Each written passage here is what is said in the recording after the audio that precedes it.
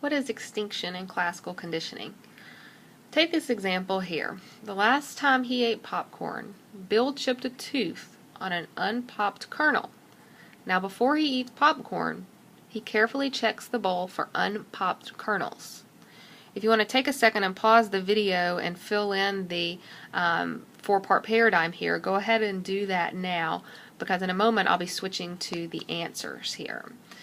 When you're trying to fill in this paradigm, ask yourself here, what is unlearned and what is neutral, to help you figure out unconditioned and conditioned responses and stimuli. Okay, the unconditioned stimulus is chipping his tooth. He responded with hurt, with a pain. Nobody had to teach him, chip your tooth, it's going to hurt. That was an unconditioned response. The conditioned stimulus, however, though, is popcorn. Before we had this pairing of chipping a tooth and eating popcorn, if somebody had said to Bill, hey, here's popcorn, he would have had really no response at all. It would have been neutral. But now, since he chipped his tooth while eating popcorn, every time he goes to eat popcorn, he checks the bowl for unpopped kernels.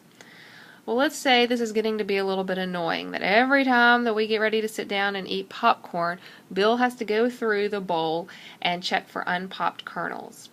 Well, extinction is presenting the person, let's say Bill here, with the conditioned stimulus enough times without presenting the unconditioned stimulus.